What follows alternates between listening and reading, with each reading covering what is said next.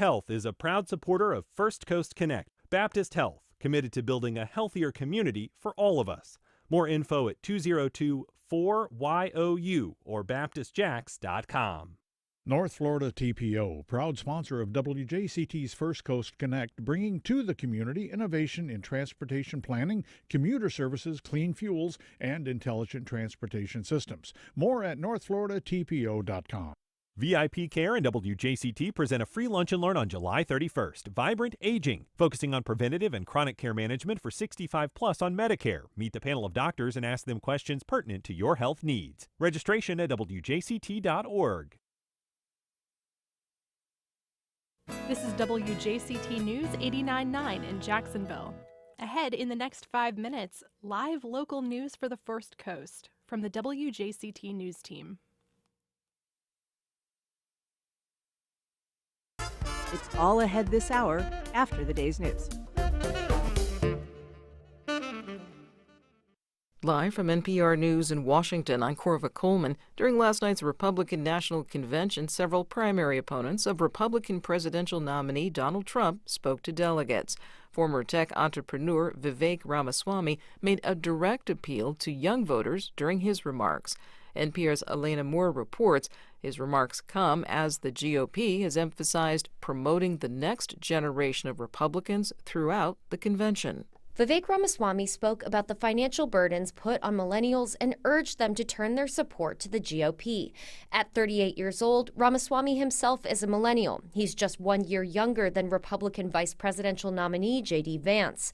Then he turned his attention to Gen Z. And our message to Gen Z is this: you're going to be the generation that actually saves this country. His speech comes as Republicans expand their reach to young voters online, working with influencers and content creators. And Trump joined TikTok last month.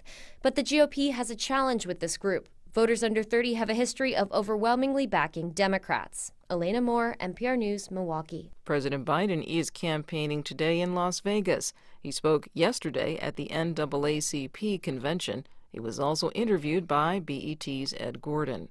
When asked about young voters, President Biden says typically they don't pay close attention to the presidential election until after the political conventions are over.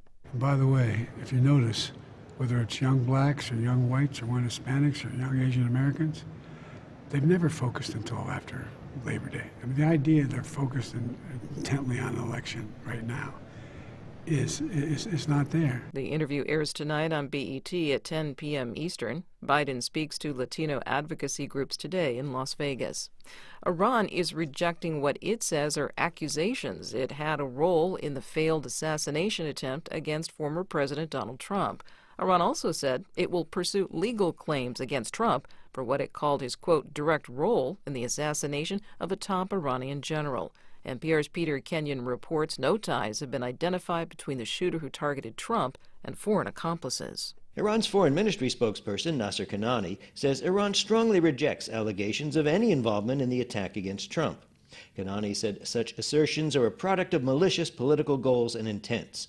Trump was wounded in the ear during the attack.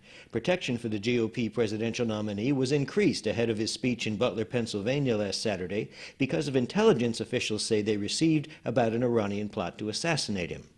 The Iranian spokesman also said Tehran is determined to legally pursue Trump over the assassination of Qasem Soleimani. Soleimani was an Iranian major general killed by a U.S. drone strike in 2020 near the Iraqi capital, Baghdad. Peter Kenyon, NPR News, Istanbul. This is NPR. Good morning. It's 4 minutes after 9. I'm Michelle Coram. This is WJCT News 89.9 in Jacksonville. Fernandina Beach City Commissioners took next steps to make the Amelia Waterfront Park a reality. Last night, they voted to approve the final design for the park that would be located at parking lots C and D near South Front Street, according to a report from our partner News4Jax. The project has been talked about for years but was never able to get off the ground for different reasons. The city plans to use $2 million in impact fees to help pay for it. The state of Florida has returned more than $2.5 billion in unclaimed property over the past 7 years, including $26 million just last month. While there are tangible items like coins, jewelry, and silver, the state also keeps track of unclaimed bank accounts, stock dividends, and utility and rent deposits. Chief Financial Officer Jimmy Petronas oversees the division of unclaimed property, and he says 1 in 5 Floridians have some type of unclaimed property. There's just money waiting to be claimed. And just because you check it today, I would check it a month from now because we're constantly, every single day, updating that database with new accounts. And you can check and see if you have a claim at the state's unclaimed property website, fltreasurehunt.gov. 79 degrees now in Jacksonville, about a 70% chance of storms later today after 2 o'clock, mid-90s this afternoon. Support for NPR comes from NPR stations. Other contributors include the estate of Jane Gross, whose bequest supports NPR's commitment to creating a more informed public by distributing programming that meets the highest standards of public service and journalism. This is NPR. Support for First Coast Connect is provided in part by Baptist Health and North Florida TPO. Good morning, I'm Ann Schindler, and this is First Coast Connect. Today, a former lesbian-only resort near St. Augustine is the subject of a deeply researched new history. We talked to its author and a former resident of the pagoda about the legacy of the radical and inspirational beach community. Later, a patchwork of textile arts tells the history of America from the 17th century to the present. A note, we had been expecting District 5 school board candidate Reginald Blunt as part of our continuing election coverage. He's not here, however, and we've not been able to reach him, so hopefully all is well with him. And if he does show up, we will, of course, welcome him to the show. But for now, I am joined by Rose Norman. She is the author of A Definitive History of the Pagoda, a lesbian community by the sea. It is an old-fashioned beach resort and was, at the time, a radically progressive agenda. Rose, thank you so much for being here this morning. Glad to be here. In just a moment, we're going to be joined by a former resident of the pagoda, Cindy Watson. But start us off, if you will. Tell us in the simplest terms, what was the pagoda? The pagoda was an old motel on the beach in Volano Beach in St. Augustine, and some women turned it into a lesbian cultural center and residential community that lasted 22 years. This is Volano Beach. People who aren't familiar with that terrain, it's kind of north of St. Augustine, the next beach community up. Next beach over from St. Augustine Beach, and you keep going down A1A and you get to Ponte Vedra, and then you get to Jacksonville. Right. And so this was a departure, I would say, for what was the world of St. Augustine and probably all of Florida at that time, and for the United States. Pretty unusual for a community like this to come into being. How did it come? Well, yes and no. The 70s were a time of great progress for the women's movement, and these were all feminists who had their consciousness raised during the women's movement of the early 70s. This was 1977 that they found the cottages and started buying them and turning them into the cultural center and community. But there were also many women's communities being formed in the 1970s. We did some research on women's communities in the South and counted 51 different ones. Oh, wow. In southern states, and 12 of them in Florida. And so the idea behind the pagoda was that it would be women only, that it would be lesbian only. Well, the residential community was lesbian only. The cultural center was women only. Okay. The property was a sanctuary, really, for all women from the oppressions of patriarchy and the everyday things that they were trying to get righted in the world. This was a small community. It was less than 2 acres at its largest. About how many cottages, in addition to the cultural center, made up that little area? There are 12 cottages, and there were 3 strips. The property was in strips that were perpendicular to the beach. So unlike many motels, which are usually built along the beach, these were built perpendicular to the beach, facing each other.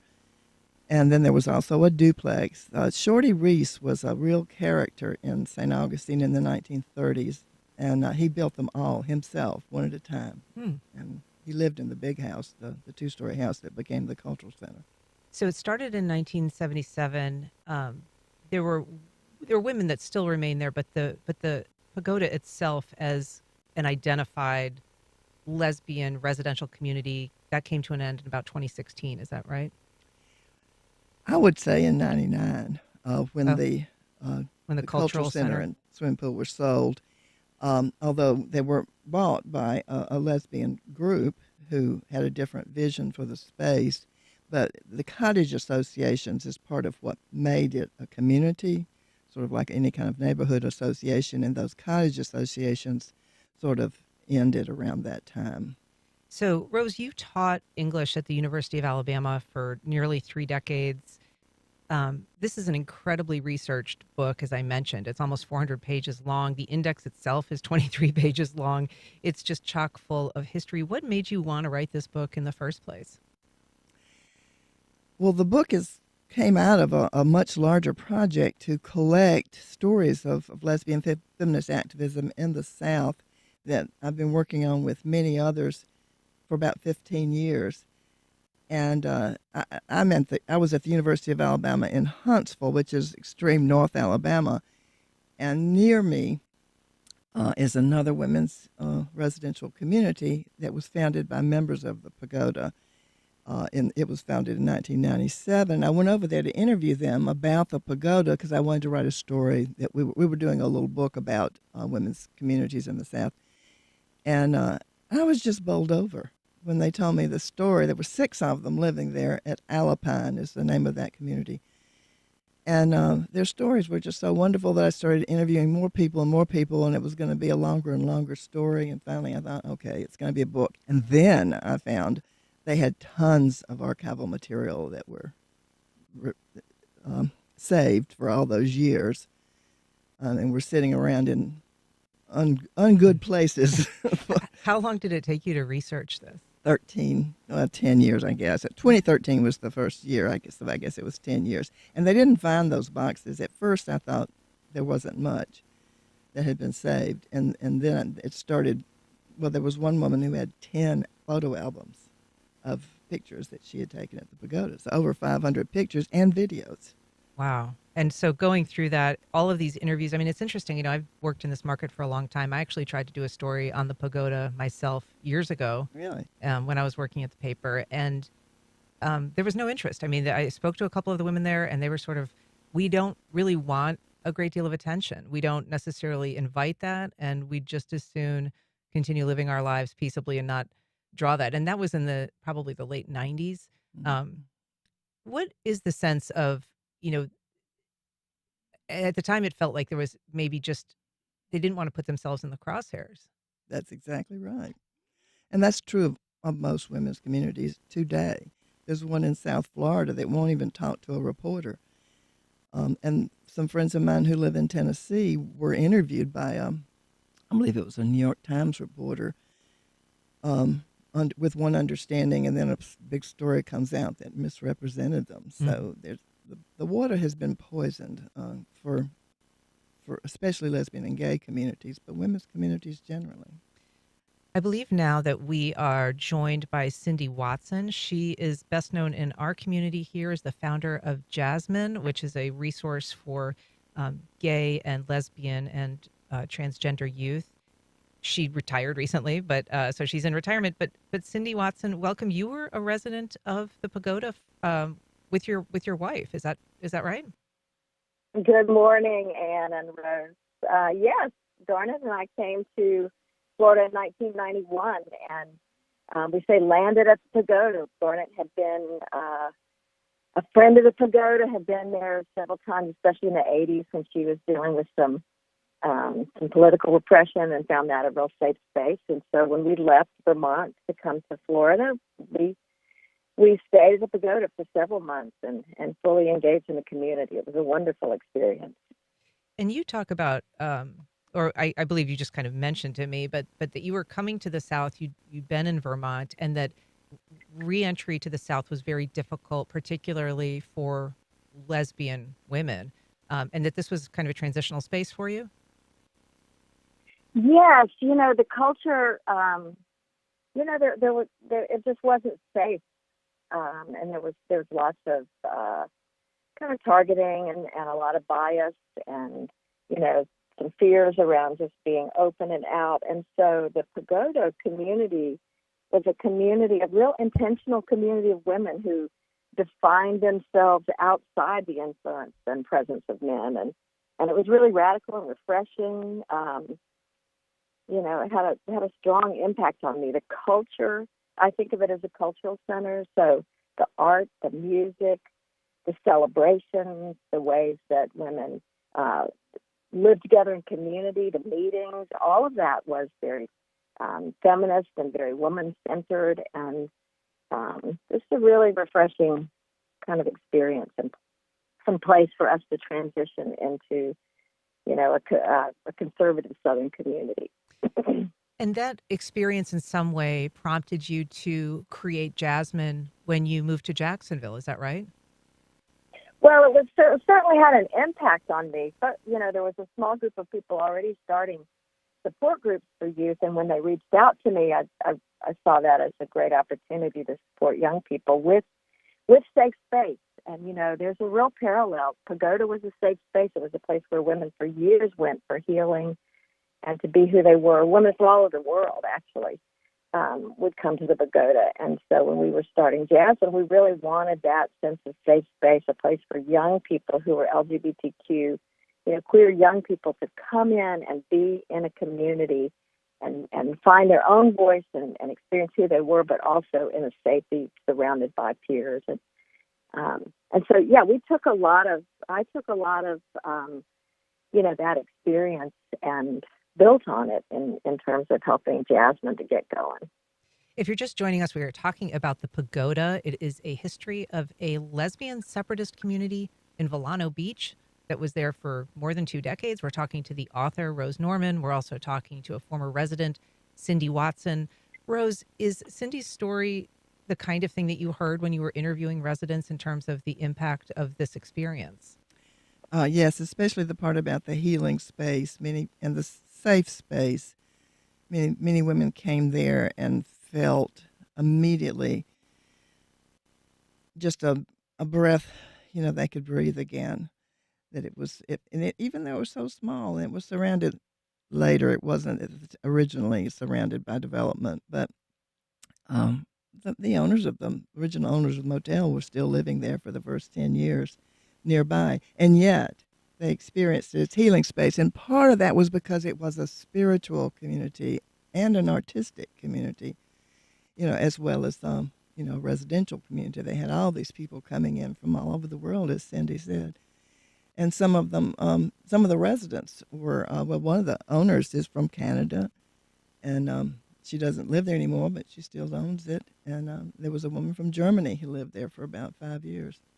It was an international destination, as you note in your book, and very much seen as a really, incredible and brave undertaking. But there were also challenges of having a community that was, comprised of people who some wanted a beach vacation, others were very much driven by a political agenda.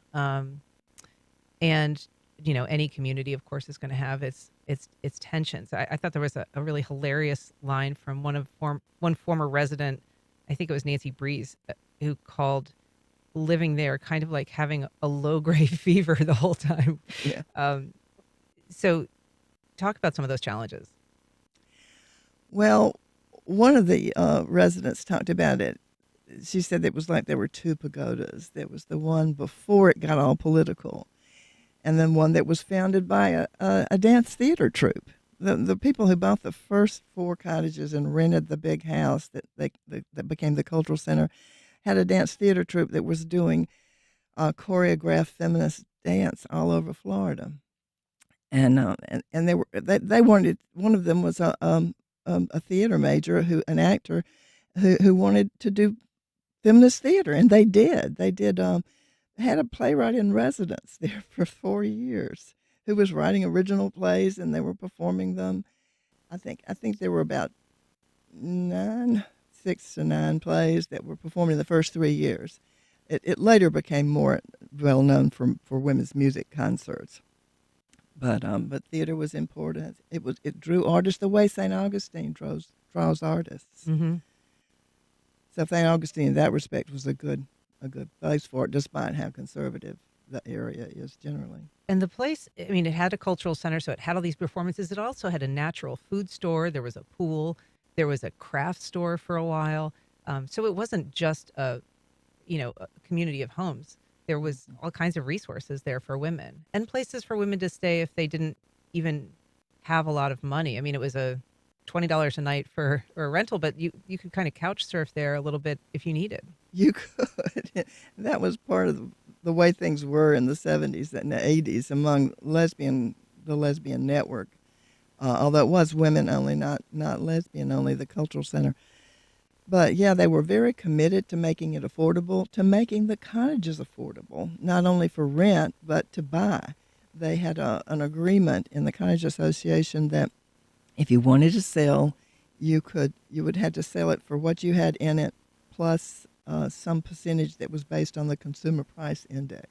And that was the idea that when you bought a pagoda cottage, you weren't buying it as an investment in a financial investment, the way most people buy property. But you were buying it as investment in women's community. That's so interesting. Cindy Watson, we talked a little bit about the complexities of a community like this, and some of the challenges. And one of the rules of this community, which was interesting and sometimes controversial, was, the fact that it was a women-only community, a lesbian-only residential community, meant that there was a prohibition on men, and that included children of women who lived there. Talk about your experience with that and what the challenge was there for you and your partner. Well, for many years we were, we were a part of that community. We were at all the events. Women could bring their daughters to special events. We had big birthday parties for the pagoda and potlucks at Thanksgiving, and different kinds of things that were open to women and their daughters, but not their sons. And so if women had sons, then that meant they had to figure something else out. And my wife and I adopted our sons a little bit later, but our first son came to us in 1998, and that meant that we couldn't bring him to the pagoda. And so that necessitated a change in our relationship. We just couldn't spend the kinds of weekend time and evening time because we had the obligation of a child. So that kind of changed things for us. And what was your feeling about that stricture? I mean, did you believe that was the way that the community should be operated? Did you challenge that idea once you had your sons? I don't think we challenged it because we had been a part of that community and loved that women-only space and really understood. When you're in a group that is marginalized, experiencing oppression like the LGBTQ community, having safe space is so critical, and that separatist space was just so important to women, and we understood that and lived with that. And so, that was part of our decision when we decided to take in our first child, who was a son. We realized that was part of the decision we were making, and it was 1998. So, things were starting to wind down in the community and change again. So, right. We were okay. We didn't challenge it. We were okay. We understood it. Gotcha. We have a call from Craig in St. Augustine. Good morning, Craig. Go ahead. Hey, good morning. How are you? Well, thank you. Good. I used to live at the pagoda. I'm a male, and I lived in the St. Augustine area since '58. And the hotels, or as you refer to it, they were cottages actually, were built by the Schilling, or owned by the Schilling family for years and years, and they rented to surfers and beachgoers, and as things went on for year after year, I lived there for several years, probably 6 or 7, on the north row by the pool. And then the group of women started buying the other 2 rows and moved in, and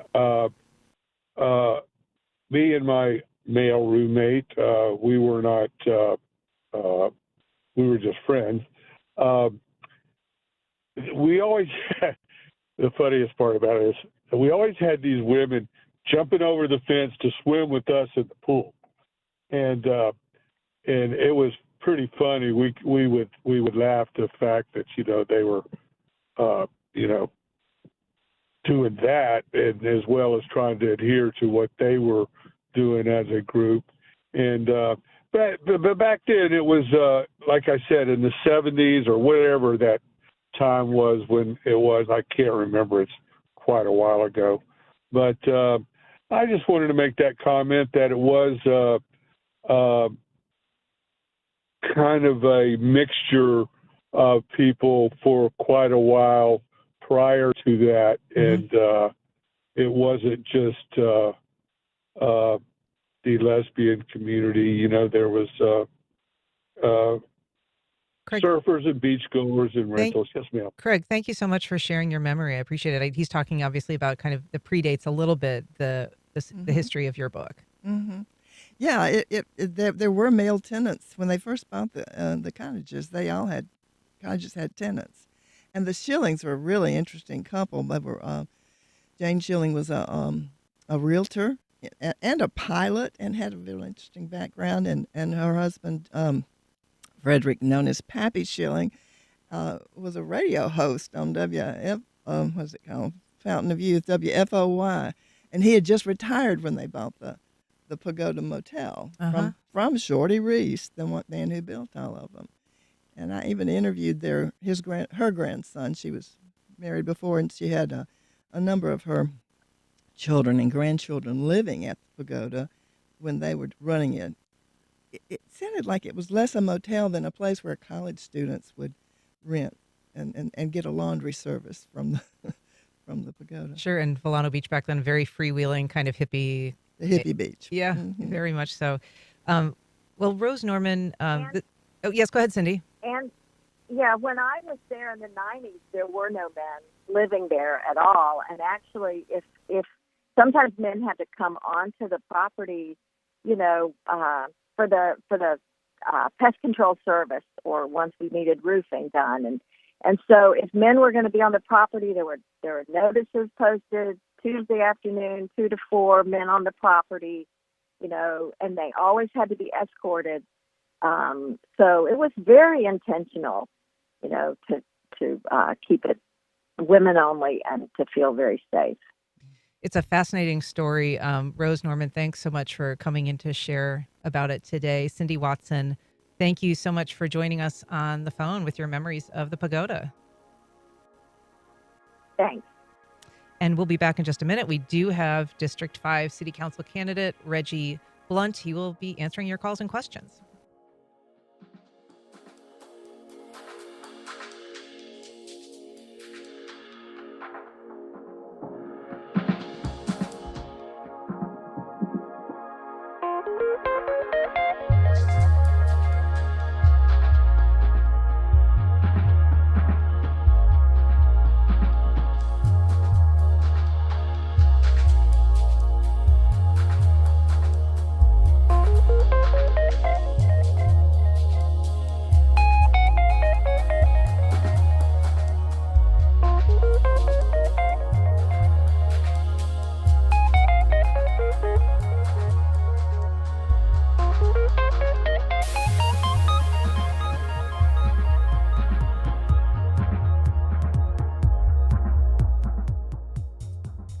Welcome back. A majority of Duval County School Board seats, 4 out of 7, are up for grabs in just over a month. This election, among the most politicized in school board history. Among the pressing issues facing school board members, whether to close nearly 30 schools as a cost-cutting measure. I'm joined now by District 5 Duval County School Board candidate Reginald Blunt, and you can join our conversation with questions or comments. You can reach us on air at 904-549-2937. You can also email First Coast Connect at WJCT.org, or you can reach out on social media. You go by Reggie? Yes, Reggie. Reggie, welcome. I know you had a little trouble getting in today, but thank you for making time for this. So the district you hope to represent includes parts of, basically Springfield to Ortega, parts of the west side and the northwest area. How would you characterize District 5, and why do you want to be the person that represents it? Well, I characterize District 5 as this is an area I grew up in. I'm actually a native of Jacksonville.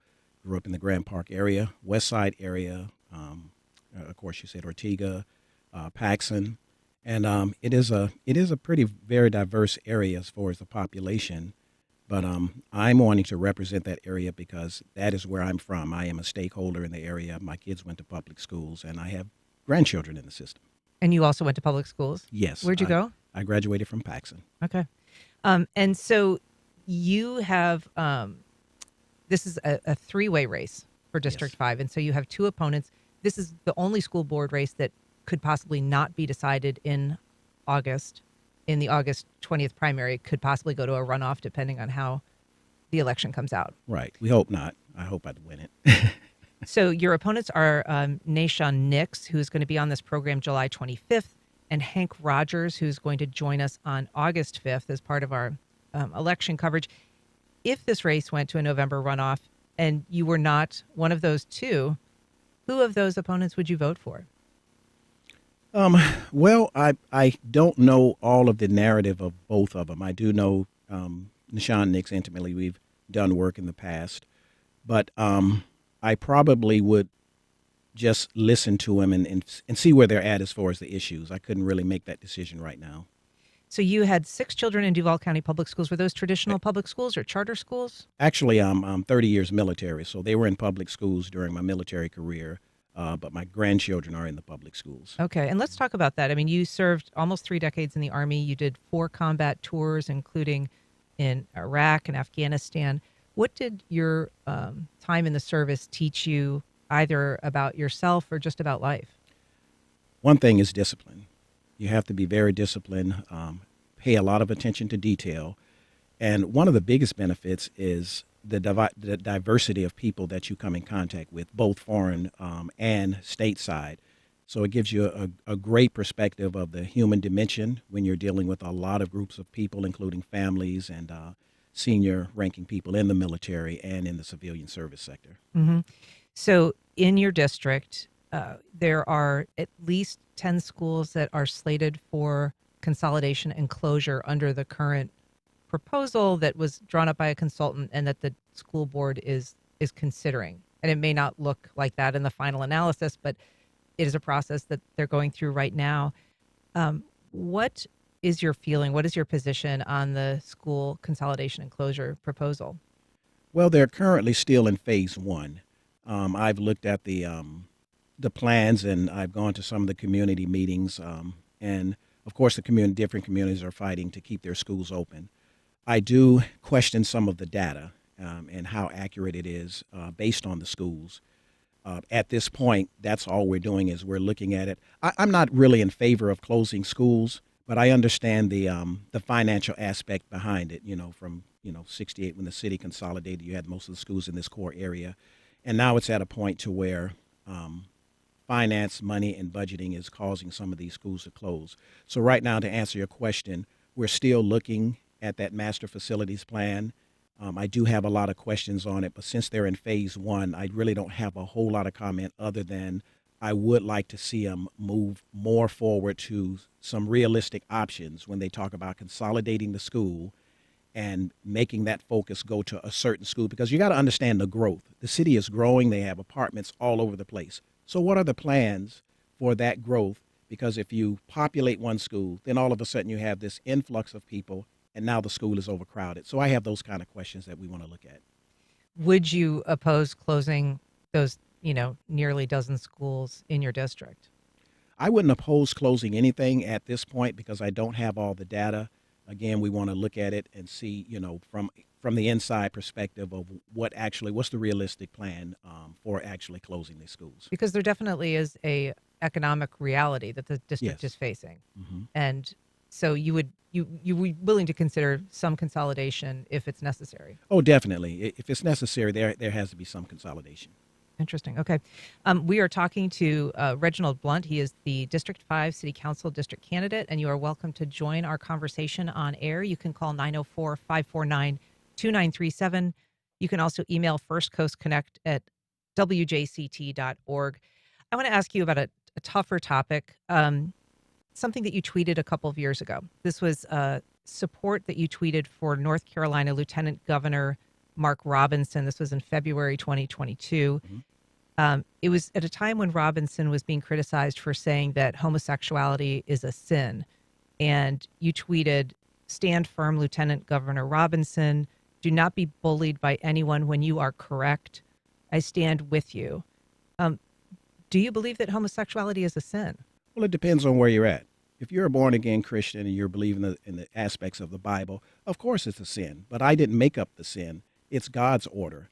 And when I was referring to Lieutenant Governor Robinson, I was looking at the fact that we talk about a diverse population, we talk about inclusion, and we talk about diversity. Yet if someone has a different opinion, we just want to jump all over them.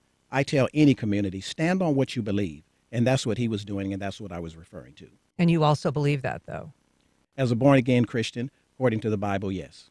So how would you fairly represent, this district is obviously a diverse district, as you say, racially, but there are a great number of people who identify as gay or lesbian or transgender who are in the school system.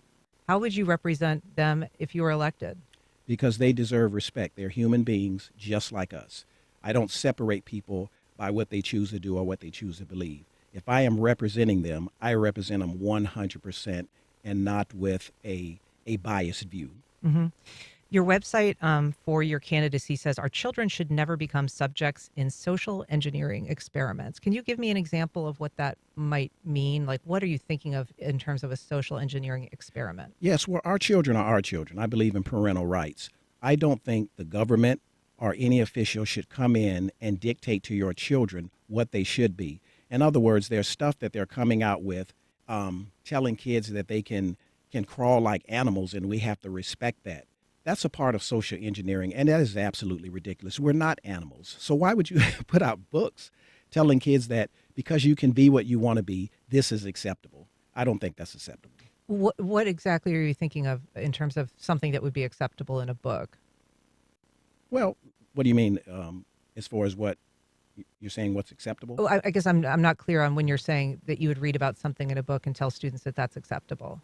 Oh, what I mean is when we start pushing things like adverse behavior to what human beings are, like you would not have a child crawling around in a classroom because they think they're a cat or they think they're an animal.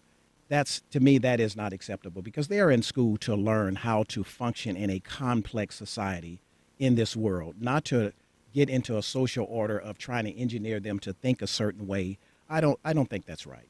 Are you referring to something in particular? I guess I'm not familiar with. Well, if you look at some of the literature coming from the Department of Education, and I don't have it in front of me, they have these things that teachers have to respect students if they feel like they're a cat or feel like they're an animal, and we can get those references that you have to respect that. And that's not a place for children. We're supposed to be rearing our children to be good citizens and to be productive in our society. And when you're telling them that they can crawl around like an animal in a class, now if you're at home, you do what you want to do. But when you're in a classroom setting, that can be so disruptive because the other kids are looking and saying, what is going on? And I just don't think that's good for our society. And that's a instruction for all children? It wasn't like a special needs kind of circumstance? Oh, special needs? No. I don't think so, no. Okay. Not special, no. So there's a lot of political voices in school board debate today, probably more than ever. Moms for Liberty is one particularly vocal, politically active group in the school sphere right now. What is your position on that group, and what is their position in terms of your candidacy? Well, first of all, I'm not a part of Moms for Liberty because I'm not a mom. The second of all, this is a group, I know some of them. This is a group of women who are very passionate about their children, especially being mothers. I respect any group who wants to come forward. I don't know all of Moms for Liberty's initiatives, but what I do know is that they are advocating for their children. They are advocating for parental rights, as any group should. I don't care if you're LGBT or whatever. You have a right to advocate for your children, to have the best education possible in school. And if there is something that the school is pushing in education that they don't agree with or is not right, and this will depend on the individual. If they see it as egregious, they have a constitutional right to rally against that, like any group does in this country, since we're a free country. And I think one of the concerns that often surrounds Moms for Liberty is that they're often pushing for rules that apply to other people's children, so that they're asserting their rights, but in ways, particularly when it comes to the exclusion of certain materials or books, for instance, from a media center, that is a rule that then applies to the entire population of that school and other people's children. Okay, would it simply be Moms for Liberty? Is it any other groups? Because a lot of groups do the same thing. So I guess you're referring to, is their narrative, should it be dominated in school? Should it be the dominant topic in school? And I'm kind of like on the fence with that, because we haven't really done a survey to see if people are against it, if other groups are against it. I only hear the topics about what they are doing. I don't hear much about what other groups are doing.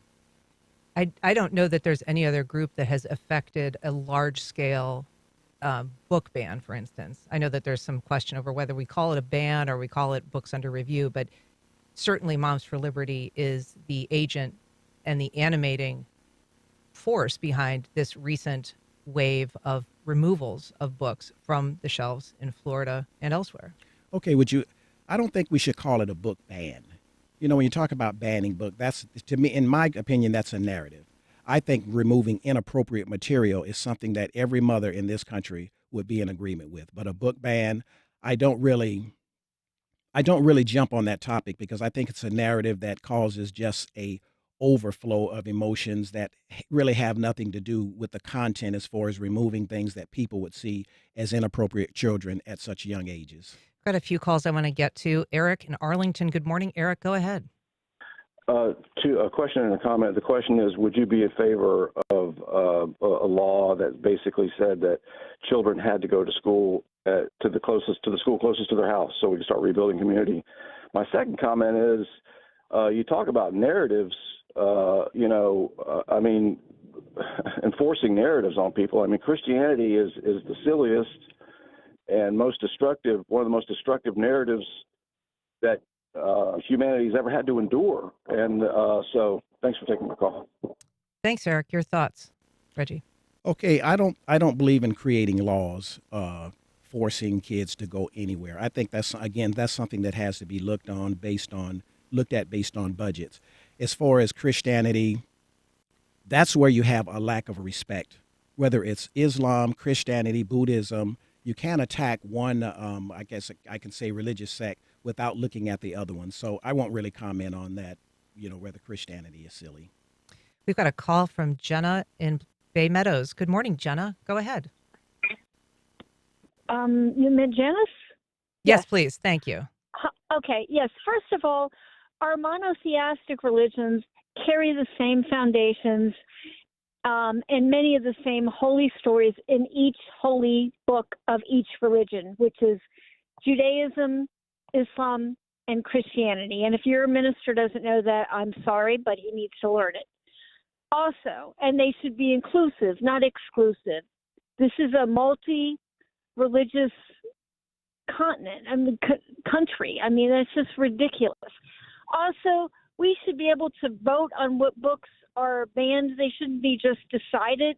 It's ludicrous that they've banned all these books. If you don't think children learn things in schools that teachers and their parents aren't teaching them, then you're crazy, because they most certainly do. Okay, Jenna, we want to stay away from name calling, certainly. And it's worth noting, Bay Meadows is not a district that you would be over if you were elected to District 5, but these are issues that have wide concern throughout the community. Right, and I'm glad for their questions, but I think we're getting too far off, especially when we talk about the religious aspect. That can go way out of line. I'm not understanding what she's saying about all of the different religions. I actually quoted on that and saying all of them should be respected. And as far as the books, again, I've never ever quoted book banning. I said inappropriate material. If they had, for instance, if they had a book that says we're going to teach first graders how to poison their parents, and they have it in cartoon form, would we actually want to do that if the kids want to see it? Because kids are emotional. And if we had a book that said, here's how to poison your parents, Johnny, and he actually does it, would we say, well, that's material that it's okay. 2 parents are dead. We don't want things like that. We want to be able to teach. In other words, we need to stay to the basics of education. When we start infiltrating all of these different doctrines and things into education, we're starting to get way off track, and we're starting to create maybe a generation of something that we just don't want to see. Got a call from Omar in Duval County. Good morning, Omar. Welcome to First Coast Connect. Hello. Thank you for having me. I was one of Moms for Liberty's agenda was to change the narrative of Black history to say that slaves benefited from slavery. I wanted to hear how you feel about that.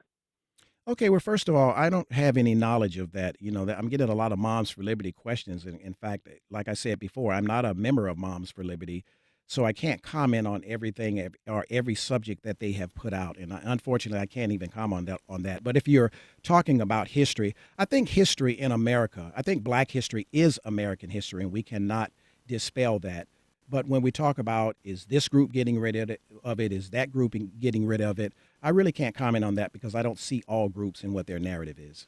Well, it's, Florida state law right now, basically, that if you are teaching something that makes someone uncomfortable, and that includes difficult topics like slavery and enslavement, that you're not supposed to teach them. And so what is your feeling, broadly speaking, about a law that prevents some teachers from teaching about the history of slavery in a way that they feel is necessary and appropriate? Okay, well, first of all, I'm wanting to know what law are you talking about that says they can't teach it.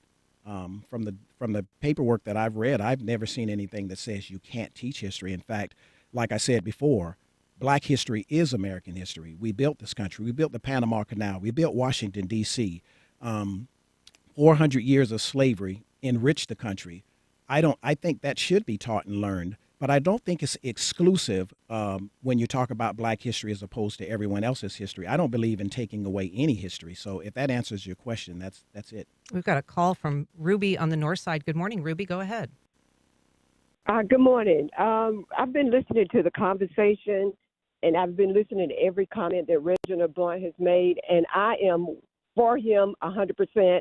I won't have a chance to vote for him, but if I had a chance, I would, because I like everything he has said, and I like the fact that he's taken a stand, and of course his military background is excellent.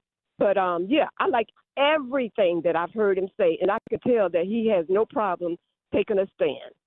Ruby, thanks so much for your thoughts. Thank you. You're obviously out in the community a lot, doing some public appearances. I believe you have one tomorrow. Just want to ask you about briefly, you're endorsed by a group called Stand for Jackson. We've talked a little bit about the role of religion and in your philosophy. Stand for Jax is a group that says, on their website, it says, there is no area in which God's word should not be our authority. And I'm wondering, does that align with your thinking? Do you think that religion, God's authority, should play a role in public schools? Well, listen, again, when we're talking about religion, if you are a Christian and God says, go ye into all the world and preach the gospel to every creature, he said to everyone. That means you share the gospel. But if you notice, he didn't say, take a stick and beat them with it. He didn't say that. He said, just share the gospel. And that's what we should all do. LGBTQ, they share their narrative with everybody. All of these groups, Jasmine, they go out and they go into community because they believe in what they believe. Islam does the same thing. So we have to be mindful that we are a free country and we can exercise what we believe. Mike in Riverside, we have just a few seconds. If you can quickly go ahead. Yeah, hey, thanks. I would just like the candidate to clarify his comments earlier about children crawling around like animals. Is his issue with imaginative play for the youngest grades, or is it echoing continually debunked claims that children are identifying as animals in schools and using litter boxes? Thanks. Just briefly, we've got to wrap. Okay. Well, no, listen. The basic education is what the school system is for, and that's it. Math, science, reading, arithmetic, and technology. Everything else is just too much. Reggie Blunt, thanks so much for being on today. We appreciate it. There is a full candidate forum at Edward. Covering Florida, providing healthcare coverage enrollment assistance. Navigators provide phone and virtual services in every Florida county. 877-813-9115 or coveringflorida.org. The Cummer Museum of Art and Garden's new exhibition, Fabric of a Nation, American Quilt Stories, from the Museum of Fine Arts, Boston, on view through September 29th. Visit cummermuseum.org for more information. Marine biologist Jasmine Graham grew up in a fishing family speaking Creole dialect in South Carolina's Low Country. Then she fell in love with sharks. I was particularly interested in just like those wild and wacky adaptations that sharks have, hammerheads, sawfish, anything that you look at it and you go, why do you look like that? That's on the next On Point. Today at 11, here on WJCT News 89.9. Friends and foes alike have always spied on one another, but China's spy program has had a very specific goal. They wanted to be the big power in Asia eventually. And to do that, they need a sophisticated espionage program. I'm Marco Werman, the complicated and dangerous dimensions to the American and Chinese efforts to spy on each other. That's next time on The World. This afternoon at 3, here on WJCT News 89.9. As enrollment in four-year colleges takes a hit, technical programs are seeing a surge in students. From mechanical repair to IT, younger generations are seeing the value in specialized trades. This heightened interest is playing out as college tuition continues to balloon and getting good-paying jobs becomes ever more competitive. The Apprentices, a look at America's tech school boom, next time on 1A. Today, starting at 10 on WJCT News 89.9.